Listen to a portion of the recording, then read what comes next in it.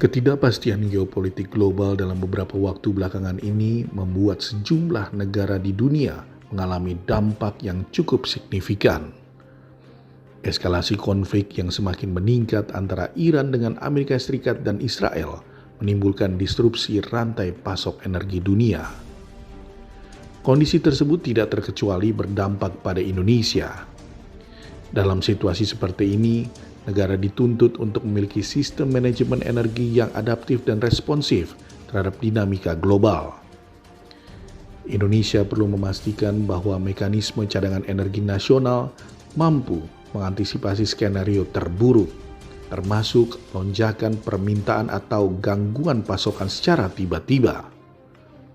Dengan demikian, penguatan sistem ketahanan energi menjadi kebutuhan strategis yang tidak dapat ditunda lagi. Di tengah tekanan global tersebut, Indonesia menunjukkan posisi yang relatif stabil dalam menjaga ketersediaan energi dalam negeri. Hal ini tidak terlepas dari karakteristik Indonesia sebagai negara yang memiliki sumber daya energi yang cukup melimpah, baik dari sektor energi fosil maupun energi baru dan terbarukan. Selain itu, kebijakan pemerintah dalam mengelola cadangan energi strategis serta memperkuat infrastruktur distribusi turut berperan dalam menjaga keseimbangan antara pasokan dan kebutuhan. Namun demikian, penguatan ketahanan energi tidak hanya bergantung pada aspek ketersediaan sumber daya, melainkan juga pada efektivitas tata kelola dan kebijakan yang diterapkan.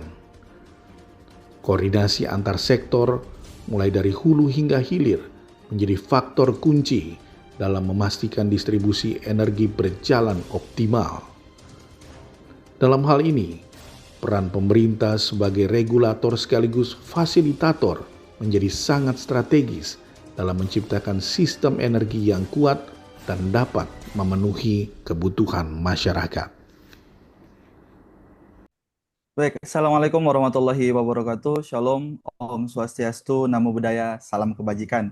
Kembali lagi bersama kita di sini, saya Dodi di Pancasila TV. Nah, seperti biasa, kita akan berdialog tentang isu-isu kebangsaan. Nah, saya hari ini tidak sendirian, kita ditemani oleh narasumber yang super keren. Ini ada dari Mas Fitra Faisal Hastiadi. Beliau ini tenaga ahli utama di Bankom RI. Nah, kali ini kita akan membahas soal energi dalam negeri aman di tengah eskalasi konflik global. Sebelumnya kita sapa dulu Mas Fitra, apa bisa mendengar suara saya dengan jelas? Ya, Mbak, sangat jelas. Selamat pagi. Mas Fitra, baik. Nah, kita akan diskusi tentang isu global nih. Kita ngobrolin kondisi dunia pagi ini. Nah, Mas Fitra, seperti yang kita ketahui, saat ini dunia sedang tidak baik-baik saja di tengah gonjang-ganjing eskalasi konflik di Timur Tengah antara Iran, Amerika, dan Israel kembali memanas. Nah, dengan eskalasi ini kan kita tahu banyak isu-isu bahwa nanti harga minyak naik, harga bahan mentah naik, dan harga pokoknya bahan-bahan energi bakal naik. Nah, menanggapi hal tersebut, bagaimana pemerintah Indonesia memitigasi kenaikan-kenaikan isu-isu kenaikan tersebut?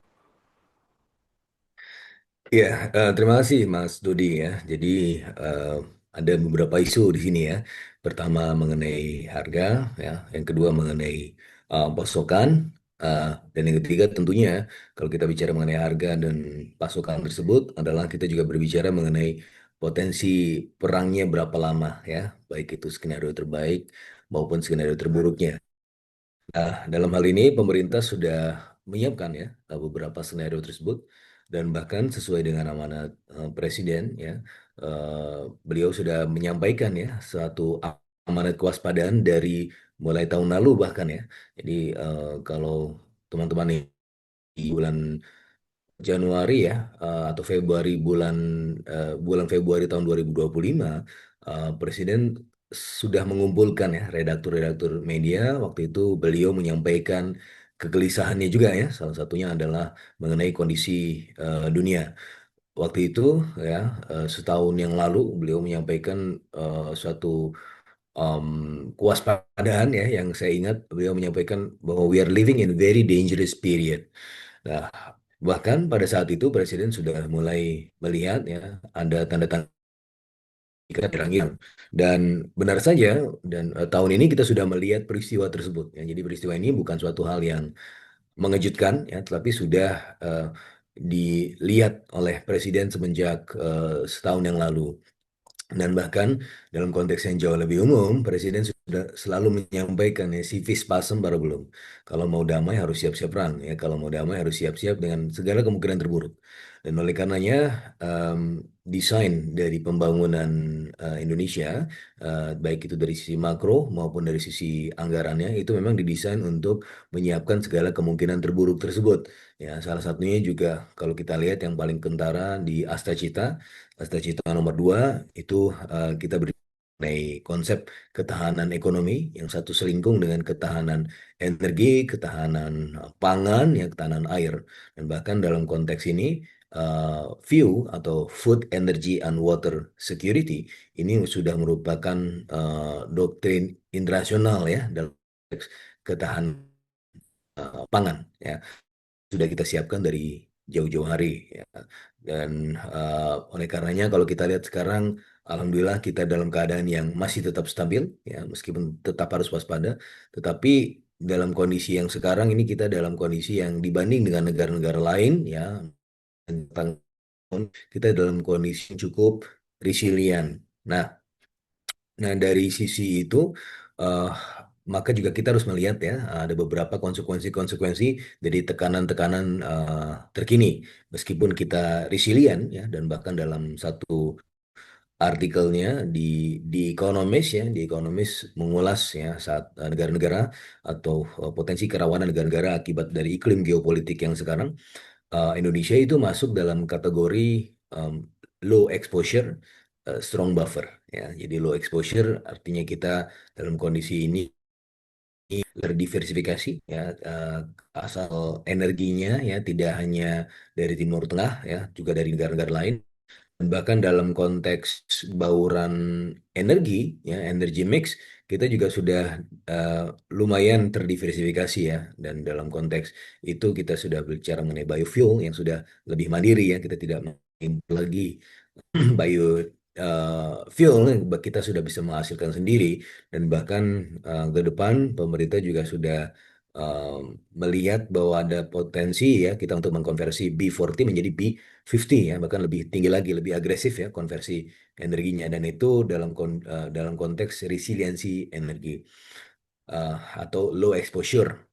Nah di sisi yang lain kita juga masuk dalam kategori strong buffer ya.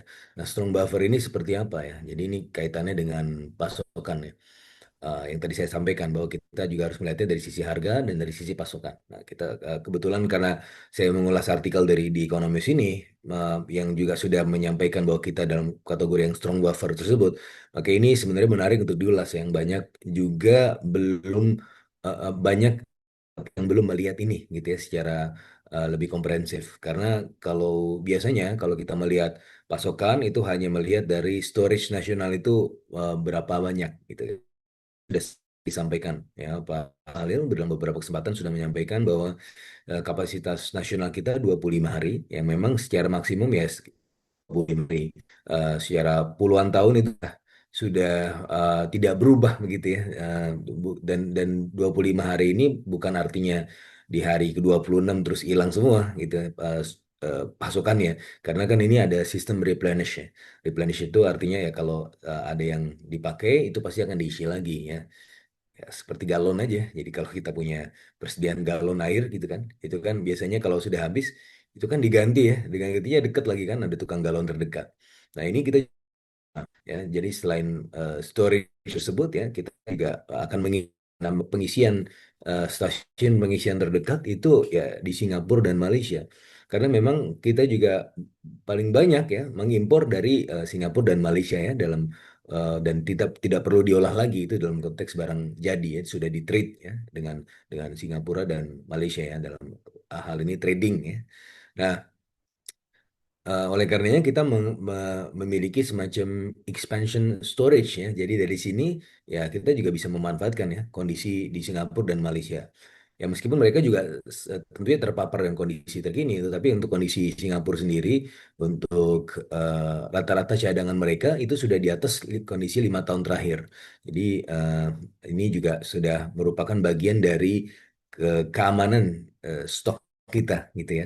Nah, tapi di sisi yang lain mungkin ada timbul pertanyaan, kenapa negara-negara seperti Filipina dan juga Australia yang juga dekat dengan Singapura yang seharusnya mereka juga mendapatkan apa eh, pasokan ya dari Singapura dan juga Malaysia, tapi mereka tidak em, apa namanya tidak seperti Indonesia, bahkan mereka sudah mengumumkan kedaruratan energi. Nah, ini kan suatu hal yang unik yang sekaligus merupakan kewaspadaan ya, karena tetangga-tetangga terdekat kita bahkan sudah mengumumkan kedaruratan energi. Nah, tetapi bedanya kita dengan mereka adalah dari sisi struktur pasar.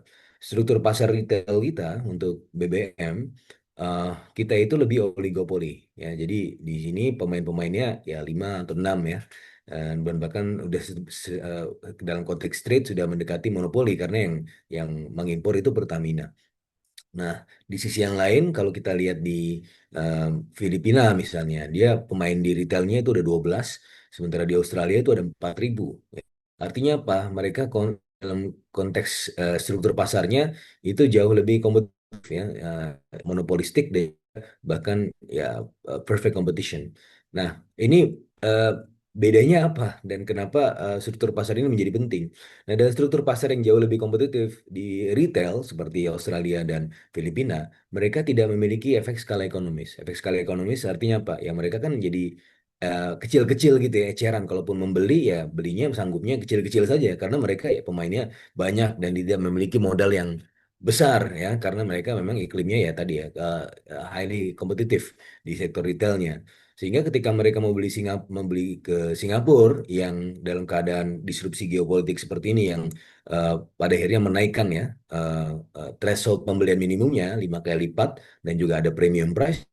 Ya, mereka tidak mampu untuk membeli itu, tidak mampu membeli dalam jumlah yang langsung besar dan juga dalam kondisi yang lebih mahal. Kenapa? Karena em, ya mereka tidak memiliki working capital ya. Working capital itu adalah turunan dari efek skala ekonomis. Semakin kompetitif pasarnya, maka dia tidak memiliki efek skala ekonomis ya. Karena efek skala ekonomis itu terjadi kalau hanya dalam struktur pasar yang lebih em, monopoli duopoli ya itu akan menjadi efisien lebih besar gitu ya kapasitasnya karena dia sudah memproduksi lebih banyak sehingga menjadi lebih efisien ya gitu kan struktur pasar monopoli ya sehingga dalam hal ini mereka kalau dalam kondisi pasar kompetitif itu tidak memiliki working capital yang memadai untuk membeli itu sementara Indonesia yang dengan struktur pasar monopoli dan juga oligopolistik itu mampu working capitalnya masih memadai untuk bisa membeli itu gitu ya sehingga dalam hal ini wajar saja ekonomis mengkategorikan kita sebagai yang pertama low exposure karena memang kita dalam kondisi yang terdiversifikasi dan strong buffer dengan kondisi seperti itu gitu ya. Nah, itu yang pertama mengenai ketersediaan pasokan. Nah, yang kedua adalah mengenai harga. Nah, harga ini tentunya sangat signifikan ya apa disrupsi di Selat Hormuz karena Selat Hormuz ini adalah lalu lalang dari 20% eh, minyak dunia itu outputnya lewat situ. Nah, em, akhirnya apa? Akhirnya ketika itu terdisrupsi itu akan menekan ya dan kita sudah saksikan harga-harga harga BBM itu sudah mengangkasa ya.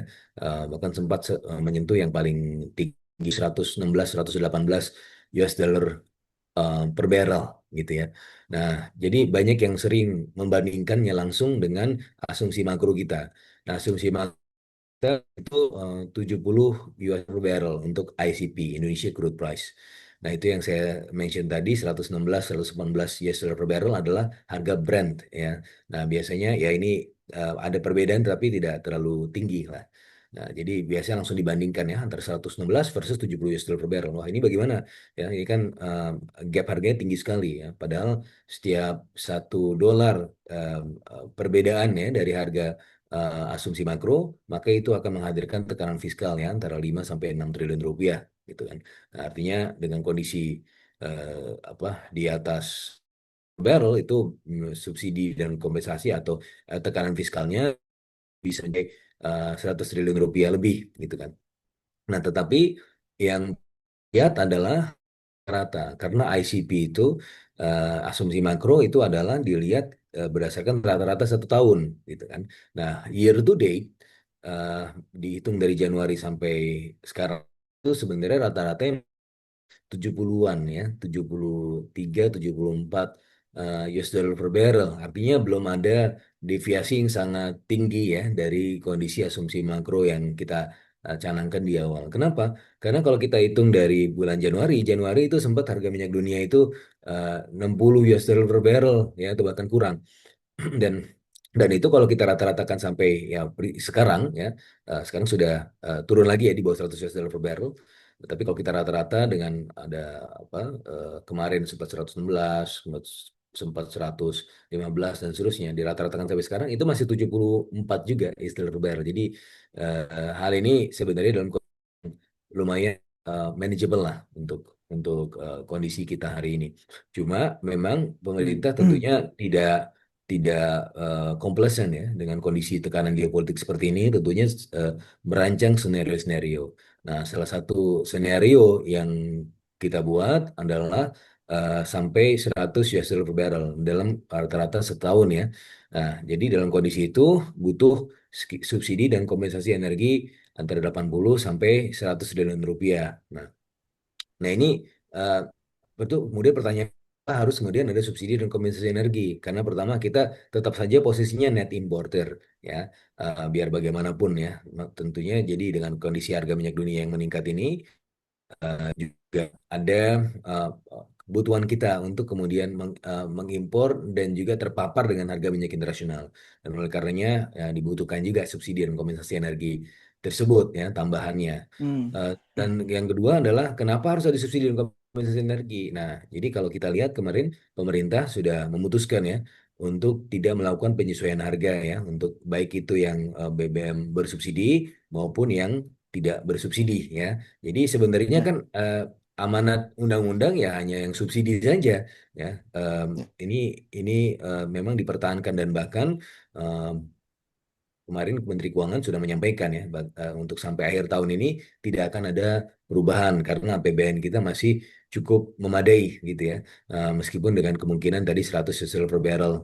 Ya, betul. Nah, di sisi yang lain ya, selain yang subsidi, kemarin juga pemerintah memutuskan ya untuk tetap mempertahankan harga yang non subsidi, Pertamax dan lain-lain itu untuk juga tidak disesuaikan harganya.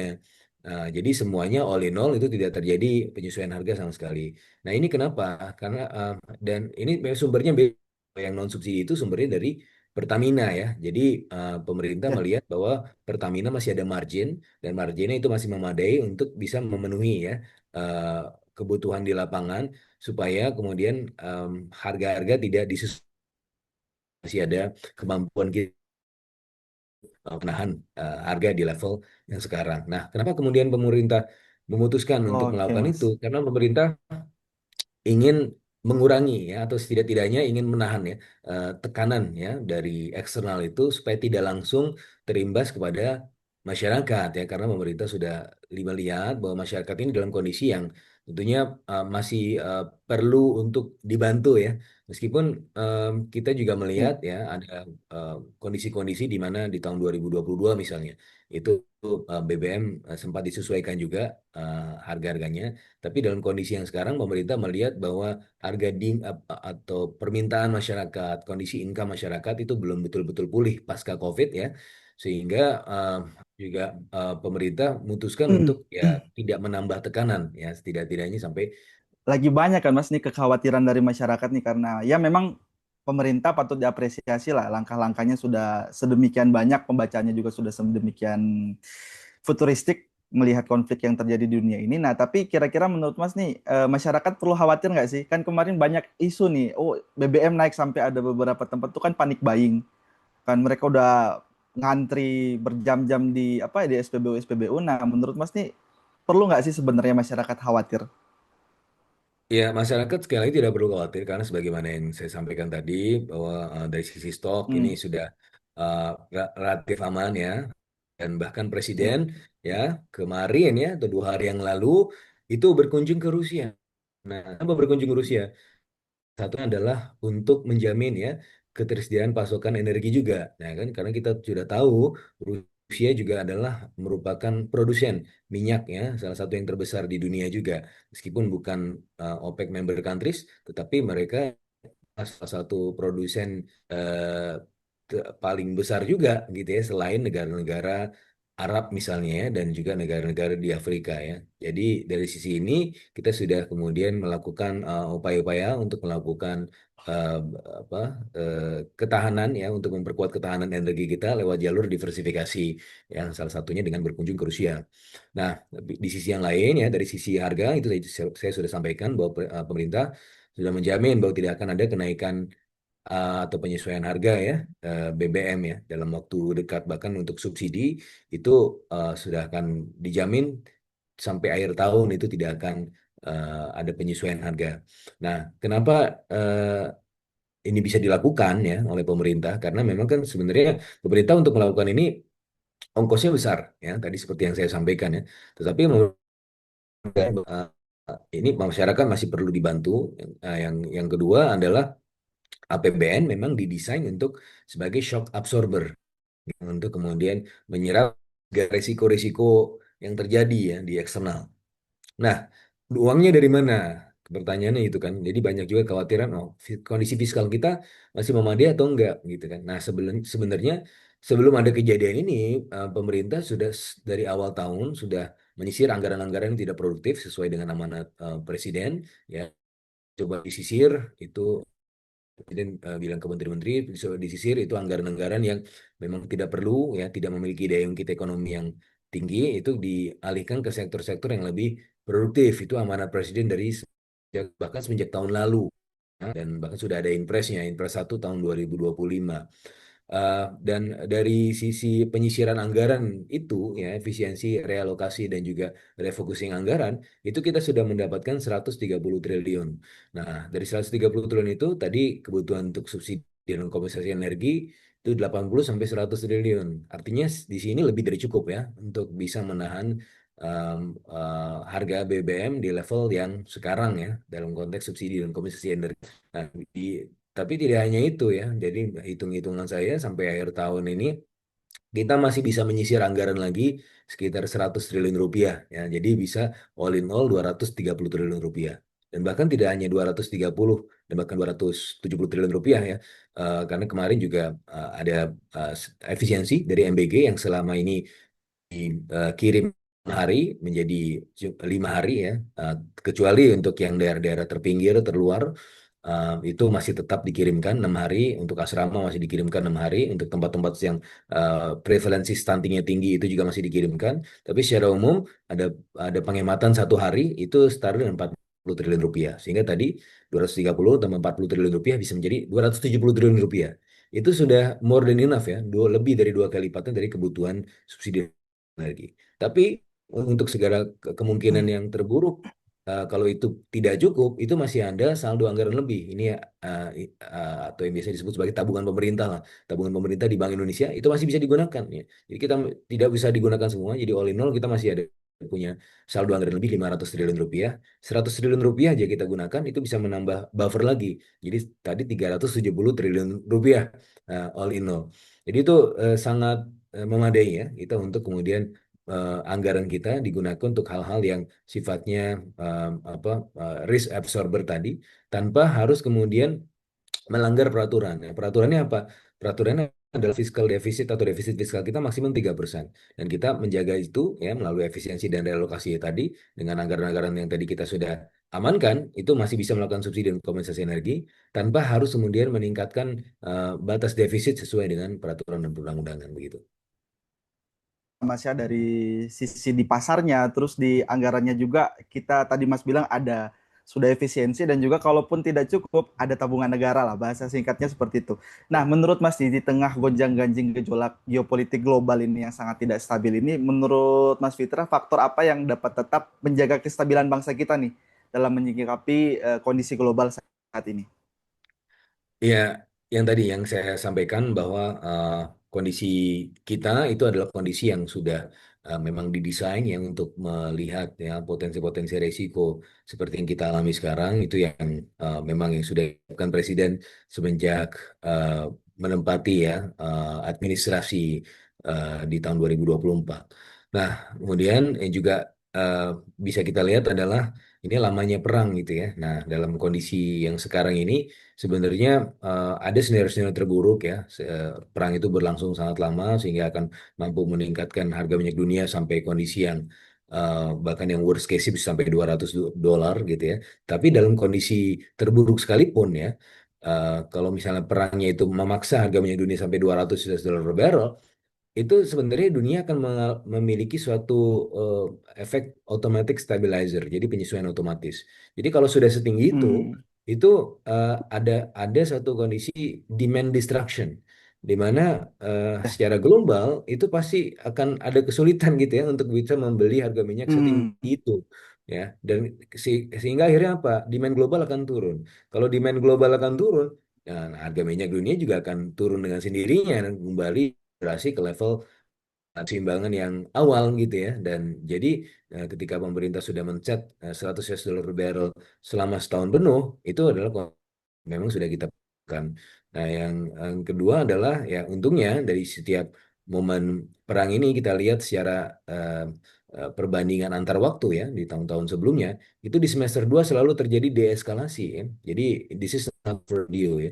Di tahun 22 ya, itu ya, ya. Rusia Ukraina itu sempat juga harga minyak dunia sampai $120 per barrel, tapi kita mampu bertahan ya. Terus kemudian di tahun 2024 itu sempat juga ada kenaikan harga minyak dunia dan bahkan pemerintah sudah menganggarkan ya potensi penambahan subsidi dan kompensasi energi, tetapi tidak terpakai di semester 2-nya. Kenapa? Karena sudah ada deeskalasi ya. Kita cukup kuat dan kondisi eh, apa namanya semester 2 biasanya perangnya selesai ya. Karena kalau episode Gulf War itu dia tidak Hmm, tidak tidak pernah melebihi musim semi karena kalau sudah masuk musim panas itu sudah terlalu ya. panas untuk apa namanya perang ya sehingga pada akhirnya ya selalu selesai Baik. di bulan di musim semi gitu. Baik, jadi sebenarnya kekhawatiran yang muncul saat ini hal yang wajar, tapi mungkin tidak perlu dibesar-besarkan banget lah Mas ya, karena pemerintah Betul, Indonesia sampai saat ini masih dalam kondisi yang stabil dan bisa mengontrol kondisi global. Nah, bagi ya, para masyarakat, teman-teman di luar sana mungkin sudah dijelaskan Mas Fitra, kita dalam kondisi masih aman. Tidak usah khawatir dengan kondisi perang di luar sana, kita fokus membangun bangsa kita fokus dengan pekerjaan kita masing-masing, jangan kepikiran perang. Perangnya di luar negeri, di Indonesia, Mas Fitra. Baik, Mas Fitra, kita sampai di penghujung diskusi kita. Terima kasih banyak atas waktu dan kesediaannya. Ini penjelasannya luar biasa, kompleks banget. Si detail itu dijelaskan oleh Mas Fitra. Bagi teman-teman Pancasila TV, stay tune terus dengan acara-acara kita dan diskusi-diskusi kita. Akan ada diskusi lanjut tentang isu-isu kebangsaan. Baik, sebagai host undur diri. Wassalamualaikum warahmatullahi wabarakatuh. Shalom, Waalaikumsalam. salam kebajikan. Terima kasih.